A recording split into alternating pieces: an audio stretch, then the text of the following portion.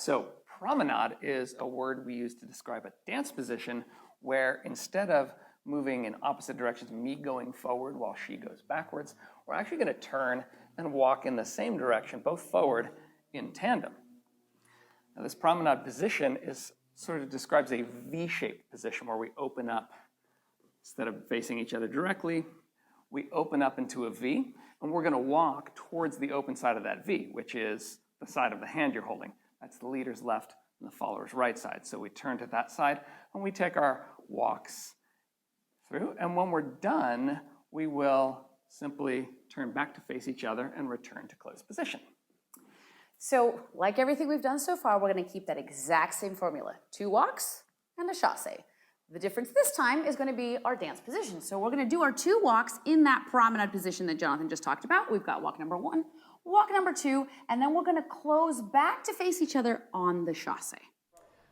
All right, so leaders, we're going to follow that same exact walk, walk, side together formula, but this time, instead of walking straight forward, we're now going to turn an 8 to promenade position and step straight out to the left.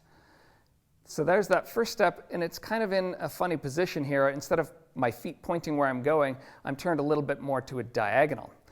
Then we get to the second step, which is the one that goes more across. My right foot is crossing the path of my left foot to make room for my partner. Then I turn an 8th back to my partner to take my side together. And I can repeat that if I want to. I could do another promenade, turn an 8th, step to the side of promenade position, step across with the right foot, and then side together.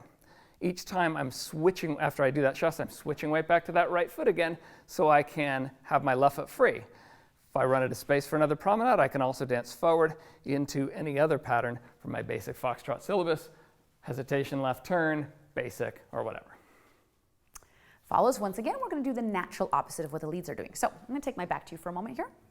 What we're going to do is we're going to take that first walk on the right foot, turning an 8th to the right to take that walk. Then I'm going to take that second step across myself, staying in that promenade position.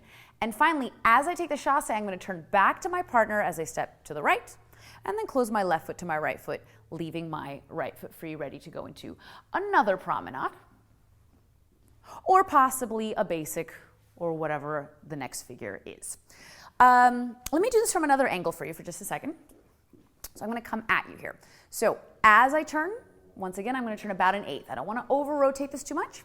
Turn about an 8th.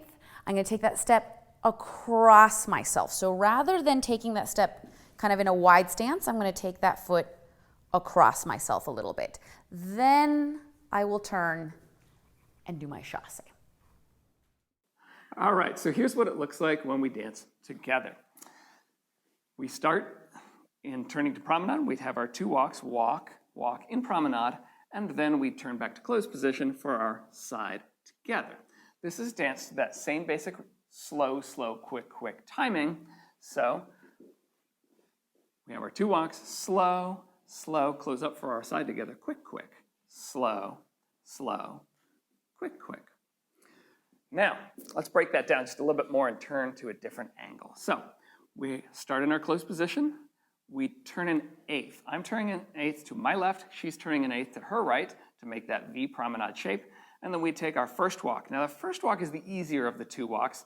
It feels like it just kind of swings out to the side there with the foot turned towards that direction. It's the second step that tends to trip people up because this one has less room. So you're going to have to step across your own path slightly, both of you, in order to fit that leg through. If you've turned an 8th each, that should give you just enough room to get that leg through.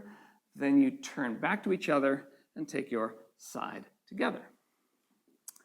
So you might be asking yourself, well, if that second step is so uncomfortable, why don't we just turn a little bit more? Well, it's actually kind of a problem of aesthetics. So what happens is, if we are in closed position and we turn beyond that 8th, we're going to start to get this gorgeous position right here. Yes, where we start to look like a shot pigeon. So this is undesirable at best, right? So what we have is the following issue. If we turn all the way, we've already discussed what happens there. If we don't turn at all, then we have a really awkward second step. So the best thing we've got is to kind of split the difference. We don't turn a quarter to face. We don't stay in the same position. We turn an eighth, and that gives us our best odds of getting that second step feeling, let's call it comfortable. The other thing you're going to notice that will help kind of with the pieces all fitting together is that if I start from my closed position, again, I'm going to really square us up here so that you can see what's going on. So you notice, as with all of our figures here, I'm a little bit offset to the left, which means then that if we both turn at the same time and start heading that way, if we just walk, I should be hanging out just a little bit behind him, yeah? This is going to be very helpful in terms of not fighting for leg space. So as we turn one more time, I want to make sure that this orientation here is the same. He's kind of in this little area here. I'm in this area here. As we turn, we don't disturb that. We maintain that the entire time. We're rotating inside of those little areas, but we maintain those together the entire time. All right, let's talk about leading the promenade a little bit here. I want to obviously make her go to promenade, and I have to turn myself to the left. But without any other indication, if I turn to the left, she should probably want to turn to the left with me. So what makes her turn in the opposite direction and open up to promenade? Well, the secret, as they say, it's all in the wrist. It is, however, not in the wrist that you might think it is. In fact, it's very common to see leads pushing with that left to right hand hold. Resulting in a different kind of shot pigeon. Exactly. So we're going to more or less leave this hand alone. The wrist that operates to create the promenade is your right hand with just a little bit of a change of angle. So I want her, if I think about what I want her to do, I want her to turn open. So I've got to take my wrist and open it just slightly. It doesn't take much because she can feel, she's very sensitive. She can feel just that tiny little turn, and that's all you want. If you do too much, you're actually going to open her too far. So subtle turn of that wrist gives her the indication that she should turn away from you and therefore into that promenade position. Let's do it one more time this way, just so you can really see how little his hand is doing, right? It is active, but it's very, very small. All right, last thing to think about is where our heads are going to be facing. So if we were to do our promenade with our heads in the normal arrangement, we would have a very silly looking dance position, right? It would be like, well, what are they doing? Why are they walking across themselves? So that makes a little bit more sense is for us to actually turn and look at the direction that we're going. So leads, this isn't too big of a stretch. Your head's already a little bit left. You're just going to turn it all the way to face the direction of travel. Follows, for us, it's a bigger deal. We're always kind of pointing our noses, roughly speaking, out into this area here, if not looking at my partner. So when I turn to promenade, it's quite a dramatic amount of turn. But again, a nice way to think about it is just nose over toes. So as my toes turn, so does my nose. And that goes for both of us. All right, it's time to do this to music now. So we're going to dance this promenade for you to the music, dancing across the floor and back. And pay attention to how we dance the promenade, the way we described it to you.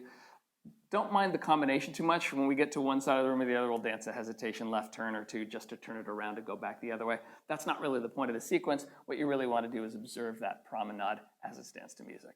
Here we go.